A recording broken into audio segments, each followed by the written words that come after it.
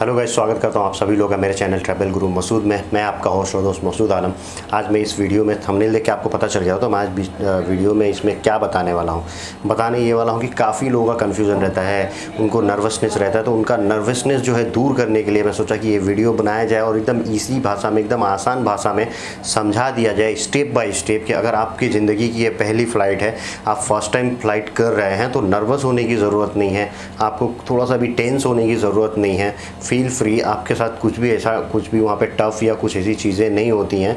आप जब भी फर्स्ट फ्लाइट लेने जा रहे हैं अपने लाइफ की, तो कंफ्यूज रहते हैं। मैं भी कंफ्यूज था, कई लोग ऐसे कंफ्यूज है क्या होगा क्या नहीं, क्योंकि कोई भी चीज़ है जो नई चीज़ एक बार अपने लाइफ में होने जाता है तो हम थोड़ा कंफ्यूज रहते हैं यार, वहाँ पे कैसे होगा, कैसे हमको क्या क्या स्टेप्स हमको लेने होंगे, कैसे कैसे गुजर के फिर जाके हमको फ़्लाइट में बैठना होगा, कैसा लगेगा, क्या फ़ील होगा, कैसे करेंगे।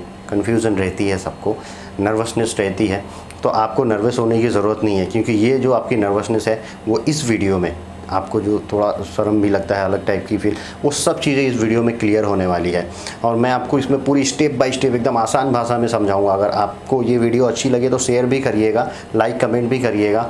और जो है, अगर आपको कुछ इसके बारे में कुछ नई अपडेट और कोई नई जानकारी है कि नहीं ये चीज़ भी होता है, तो प्लीज़ आप इसमें कमेंट करके भी बताइएगा कि नहीं मसूद भाई ऐसा भी होता है। ठीक है, तो मैं आपकी बातों को इंशाल्लाह गौर करूँगा, देखूँगा, मैं सारे कमेंट्स देखता हूँ। तो वीडियो की शुरुआत करने से आप लोगों से गुजारिश करूँगा कि मेरे चैनल को सब्सक्राइब कर लीजिए। अगर आप नए हैं तो फेसबुक पे देख रहे हैं, पेज को लाइक कर लीजिए, फॉलो कर लीजिए। इंस्टाग्राम पे देख रहे हैं तो वहाँ भी मेरे पेज को फॉलो कर लीजिए। और आपके जो भी कंसर्न, जो भी प्रॉब्लम रहे, आप मुझको जो है डीएम करिए, डायरेक्ट इंस्टाग्राम पे मैसेज करिए। मुझसे जो भी सवाल आप पूछना चाह रहे हैं वो मैं आपको उन सवालों का जवाब भी दूंगा। तो चलिए लेट नहीं करते, हो सकता है वीडियो लंबी हो, लेकिन आपसे गुजारिश करूंगा कि ये वीडियो पूरा आखिर तक देखिएगा, ताकि आपको ये हर आपकी जो नर्वसनेस हो, जो आपके दिमाग में जो है ना क्वेश्चन हो, वो इसमें मैं कोशिश करूंगा सॉल्व करने के लिए। तो स्टेप बाय स्टेप चीज़ें बताऊंगा, तो पूरी वीडियो देखिएगा।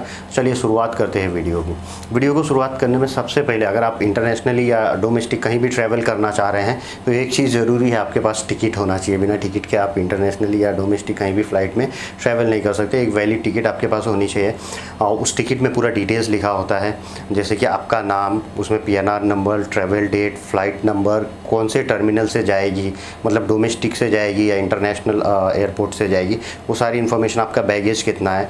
सबसे पहले आपको मैं बैगेज बता देता हूँ। बैगेज क्या होता है, अगर आप डोमेस्टिक फ़्लाइट करना है तो माइंड में एक चीज़ ध्यान में रखिएगा एकदम, कि अगर आपका डोमेस्टिक ट्रैवल है तो आपको 15 किलो लगेज मिलता है और 7 किलो हैंड कैरी मिलता है। अगर आपका इंटरनेशनल है तो कई बार इंटरनेशनल कई फ़्लाइट ऐसी होती हैं जो खाली हैंड कैरी देती हैं और आपको मतलब जो है लगेज नहीं देती हैं। लगेज आपको एक्स्ट्रा अगर उसमें लेना है तो परचेज़ करना पड़ता है, तो थोड़ा महंगा पड़ता है वो। अगर सस्ता देखने के लिए कि आदमी को थोड़ा टिकट सस्ता पड़े और वो ट्रैवल करना चाह रहा है खाली हैंड कैरी के साथ में, तो कुछ टिकट का दाम डाउन करके और लगेज हटा दिया जाता है। और नहीं तो नॉर्मली जो है मैक्सिमम फ़्लाइट्स में 25 किलो मिलता है, किसी में 20 किलो मिलता है, किसी में 30 किलो। 30 किलो वाला जो ऑप्शन है वो सबसे ज़्यादा रहता है फ़्लाइट्स में। 30 किलो लगेज और 7 किलो जो है हैंड कैरी मिलता है। तो ये हो सकता है आप टिकट रहेगी उसमें लिखा भी रहता है, नहीं तो आप जिनसे टिकट इशू कराएं उनसे पूछ लीजिए कि मेरा लगेज कितना है, इंटरनेशनल ट्रैवल कर रहे हैं तो ये फर्स्ट स्टेप आपने देख लिया, आपके पास टिकट होना चाहिए। और टिकट की पूरी इन्फॉर्मेशन में दे दिया क्या होता है। टिकट पे लिखा होता है, अगर आप इंटरनेशनल ट्रैवल कर रहे हैं तो मैं आपको मैक्सिमम मेरे जो लोग होते हैं देखने वाले, इंटरनेशनल देखना, और सब क्वाइट सिमिलर है, चाहे डोमेस्टिक करें चाहे इंटरनेशनल करें। कुछ थोड़ी सी डिफरेंसेस होते हैं कि इंटरनेशनल ट्रैवल करने में आपके पास पासपोर्ट और वीज़ा होना चाहिए। डोमेस्टिक ट्रैवल करने में पासपोर्ट की, वीज़ा की कोई ज़रूरत नहीं है। आपके पास अगर पैन कार्ड है, ड्राइविंग लाइसेंस है या आधार कार्ड है, आप उसको दिखा के, उसके अकॉर्डिंग नाम आपका जो है मैच होना चाहिए, वो दिखा के आप जा सकते हैं। ये बस हो गया, ये डोमेस्टिक इंटरनेशनल की जो क्राइटेरिया थी यहाँ पे फिनिश होती है। अब चलिए, अब आपको अगर जाना है, सबसे पहले आप जो भी आपके टिकट पे लिखा हुआ कि भाई आपको इंटरनेशनल एयरपोर्ट पे जाना है। मैं मुंबई का एग्जांपल ले लेता हूँ। मुंबई में 2 एयरपोर्ट है, एक डोमेस्टिक है, एक इंटरनेशनल है। डोमेस्टिक एयरपोर्ट बंद था लेकिन अभी चालू हो चुका है, जो सांता क्रूज में है, उसको टर्मिनल 1 बोलते हैं। और टर्मिनल 2 अगर आपके टिकट पे लिखा हुआ मतलब वो इंटरनेशनल एयरपोर्ट है। तो टर्मिनल 2 उसमें लिखा रहता है और फ्लाइट नंबर लिखी रहती है आपकी। तो आपको टर्मिनल 2 पे जाएंगे। फ़्लाइट से आप कम से कम कोशिश करिए 3 घंटा पहले पहुँचने की। काउंटर जो शुरू होते हैं वो 4 घंटा पहले शुरू हो जाता है, आप 3 घंटा पहले पहुँचेंगे।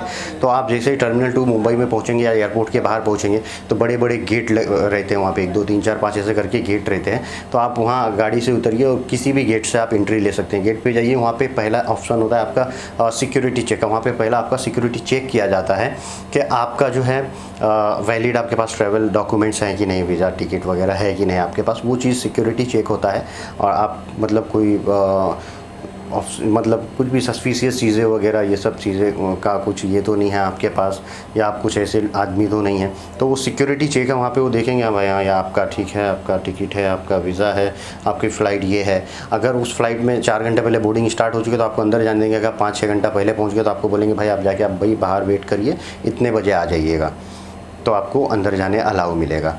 तो वो सिक्योरिटी चेक हो गया, फिर आप अंदर चले गए। अब अंदर चले गए एयरपोर्ट पे तो आप नज़ारा देखेंगे, वहाँ पे कंफ्यूज रहेंगे, बड़े बड़े बोर्ड लगे रहेंगे, डिस्प्ले, वहाँ पे आपकी फ़्लाइट जो है, फ़्लाइट की इन्फॉर्मेशन लिखे रहेंगे, जैसे आपका ट्रेन में रहता है। ट्रेन में जैसा आपका स्टेशन पे दिखाता है ना कि ये ट्रेन इतने बजे आने वाली है, ये चीज़ें, तो वैसे ही वहाँ पे लिखा होता है कि ये जो है फ़्लाइट इतने टाइम पे शेड्यूल है, डिले है तो डिले भी लिखेगा फ़्लाइट नंबर के साथ में, और कहाँ से कहाँ तक जाएगी सब लिखा रहता है। आप उस डिस्प्ले पर देख सकते हैं, आपको वहाँ से भी इन्फॉर्मेशन मिल जाएगी। अगर आप पढ़े लिखे नहीं है, कन्फ्यूज होने की ज़रूरत नहीं है। आप वहाँ पहुँचे, आपका अगर इंडिगो का मान लेते हैं, इंडिगो की फ़्लाइट है आपकी, तो इंडिगो आपका टिकट लिखा रहेगा। आपको इतना तो मालूम है भाई, आपको एजेंट भी बोल के भेजेंगे, आपके जो ट्रैवल एडवाइज़र हैं जिन्होंने आपको टिकट बनाया वो भी बोलेंगे भाई आपका इंडिगो, आपको ये कंफर्म है कि आपका इंडिगो। अगर आप पढ़े लिखे नहीं है तो इंडिगो है। तो अगर आपको वहाँ पे समझ में नहीं आ रहा है कुछ चीज़ें अगर समझ में नहीं आ रही, वैसा चीज़ सब लिखा रहता है, इंडिगो आपका लिखा रहेगा। वैसे भी आदमी सब होशियार ही रहते हैं, अगर नहीं भी पढ़े लिखे हैं वो भी लोग जाते हैं, वो भी होशियार रहते हैं कि इंडिगो देख लेते हैं भाई कैसा लिखा हो और कैसा यहाँ पे भी वैसा लिखा हो, तो वो भी मिला लेते हैं। नहीं तो आपको कन्फ्यूज़ होने की जरूरत नहीं। वहाँ पर जो सिक्योरिटी वाले घूमते रहते हैं, आप उनसे पूछ लीजिए सर ये मेरी फ़्लाइट है, मेरा काउंटर कहाँ पर है, मैं कहाँ पर जाऊँ, तो वो आपको बता देंगे भाई इंडिगो का काउंटर यहाँ पर है, यहाँ से जाओ। तो आपको फिर इंडिगो के काउंटर पर जाना है। दूसरा स्टेप इंडिगो के काउंटर पर, जहाँ आपको जो बोर्डिंग मिलता है, जहाँ पर आपको टिकट मिलती है। और कई जगह जो है सेल्फ काउंटर बनाए हुए हैं, वहाँ पे आप अपना टिकट नंबर डाल के और अपना जो है boarding pass, self boarding pass निकाल सकते हैं। वो भी एक आसानी के लिए बनाया गया है, ये कोविड को देखते हुए बनाया गया था। और आगे भी ये काफ़ी लोगों को हेल्प करता है कि मुझे उस लाइन में नहीं जाना पड़े। आप बोर्डिंग पास लेके तो फिर आप आ जाएंगे, इंडिगो के काउंटर पे आना पड़ेगा अगर आपको लगेज देना है तो।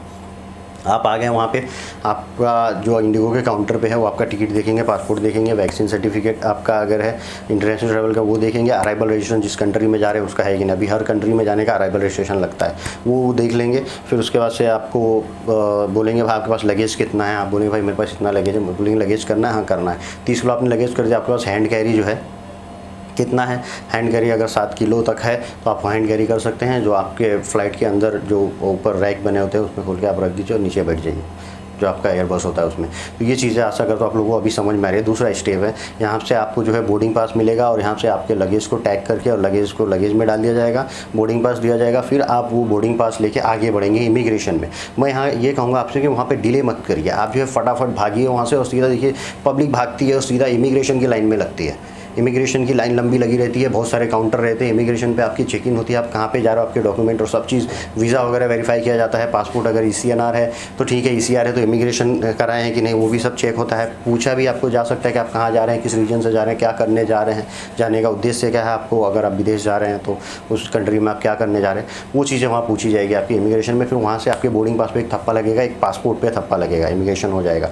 मतलब वो थप्पा लग गया आपके पासपोर्ट पे कि आपका यहाँ से डिपार्चर हो रहा है, और आपके बोर्डिंग पास पे भी लग गया। फिर वो बोर्डिंग पास जो मिला रहेगा उसी पे एड्रेस लिखा, वो सॉरी आपको कौन से मतलब गेट पे बैठना है। फिर जो यहाँ से आपको जाके ना एक गेट पे बैठना रहता है, कौन सी गेट, जहाँ से आपको अंदर जाके फ़्लाइट में बैठना रहता है। तो वो इंडिगो का अलग अलग बना रहता है, वो बोर्डिंग पास पे लिखा रहेगा।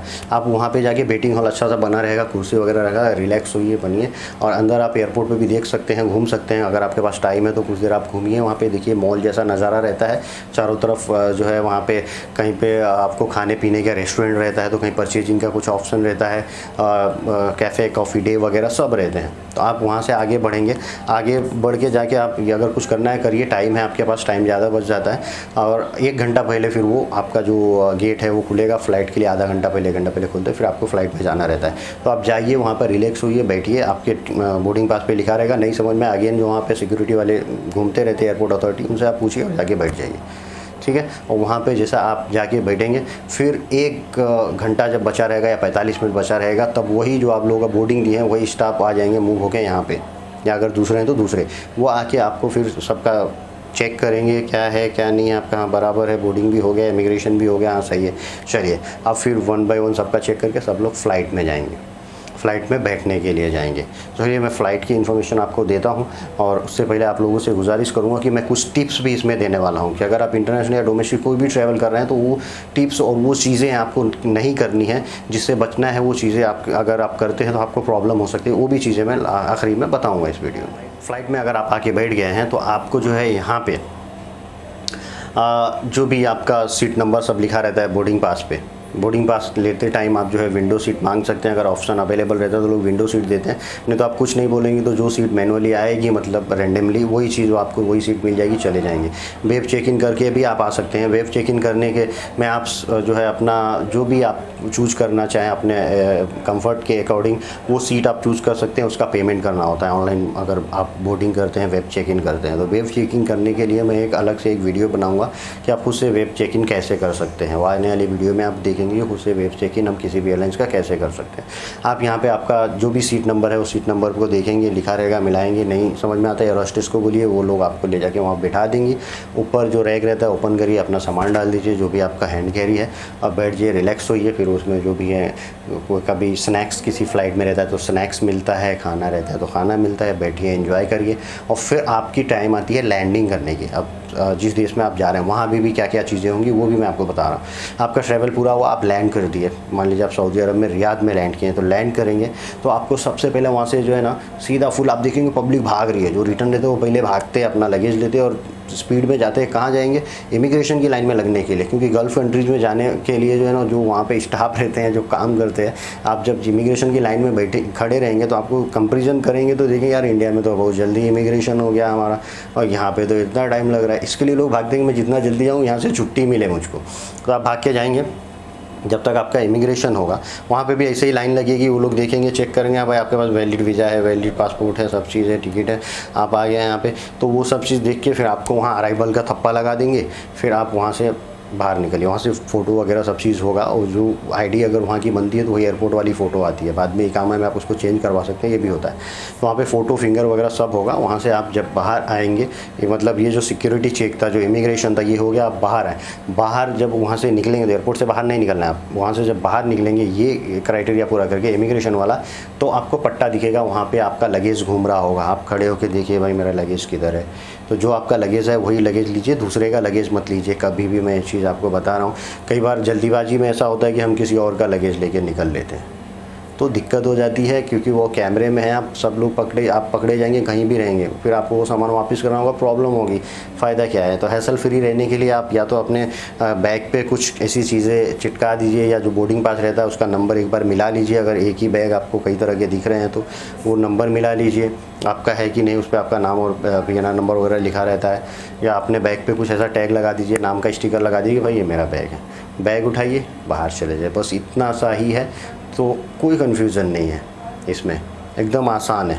और देखिए अब इसके बाद मैं आपको जैसा बोला था कि टिप्स एंड ट्रिक्स भी बताऊँ। टिप्स क्या होगा, अगर आप एयरपोर्ट जा रहे हैं तो क्या क्या आपको सावधानियाँ बरतनी होंगी। लगेज में आप क्या क्या नहीं डाल सकते हैं, क्या क्या अपने साथ नहीं लेके जा सकते हैं। देखिए अगर आपके पास पावर बैंक है, एक्स्ट्रा मोबाइल है, कोई भी नारियल पानी या पानी वगैरह पीने का लिक्विड वगैरह है, दवाई है, मेडिसिन लिक्विड में है, या आपके पास कोई ट्रिमर है, एक्स्ट्रा बैटरीज़ वगैरह हैं, और जिसमें मतलब बैटरी ऑपरेटेड हो, जो मतलब क्या चीज़ है कि इलेक्ट्रिक से हटा के भी उसमें बैटरी रहता है, तो बैटरी रिलेटेड जो भी हो वो चीज़ें, और या ब्लेड वगैरह हो, ये सब चीज़ें, वो तो आप लगेज में नहीं लगेज में डाल सकते हैं। आपके पास छुरी हो, ब्लेड हो, सेविंग किट वगैरह हो, ये आप लगेज में डाल दीजिए। लेकिन ये जो चीज़ें बताया हूँ, बैटरी हो, मोबाइल हो एक्स्ट्रा, या पावर बैंक हो, ये सब चीज़ें आप लगेज में नहीं डाल सकते हैं। अगर आप लगेज में डाल दिए हैं तो जो आप जाके फ़्लाइट में बैठेंगे, एयरपोर्ट पर इधर उधर घूम रहे हैं, जब वो लगेज में जाएगा वहाँ स्कैनिंग होगी तो पता चल जाएगा उनको यार इसमें बैटरी है, तो आपको बोलेंगे भाई ये चीज़ें इसमें नहीं जाने वाली हैं, आप इसको निकालिए, इसमें पावर बैंक है, आप इसको निकालिए। आपका अनाउंसमेंट होगा, जाएंगे, हरासमेंट भी होगा, आपकी थोड़ी अलग ही फील होगा, यार क्या यार मैं नहीं जानता, बेइज्जती टाइप की बात आपको फील होगी अंदर से, तो एम्बेरेंस होंगे।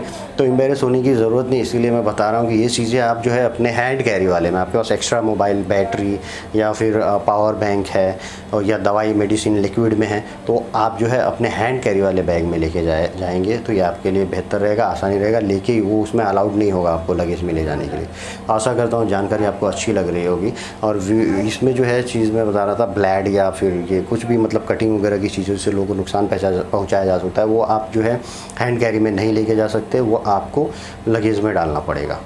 तो आशा करता हूँ आप लोगों को ये जानकारी अच्छी लग रही होगी। लैपटॉप जो है, लैपटॉप भी नहीं ले जा सकते क्योंकि लैपटॉप में भी बैटरी रहती है, वो भी लगेज में नहीं ले जा सकते, वो भी आपको हैंड कैरी में लेके जाना रहेगा।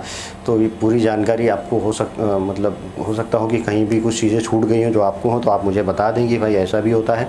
और उम्मीद करता हूँ आपको ये जानकारी अच्छी लगी है। दोस्तों में शेयर करिए, वीडियो को लाइक करिए, चैनल को सब्सक्राइब करिए, और कोई भी क्वेश्चन हो मुझे इंस्टाग्राम पे फॉलो करिए, पूछ लीजिए मुझसे, आपको बिल्कुल जवाब मिलेगा। Thank you guys, thank you for watching.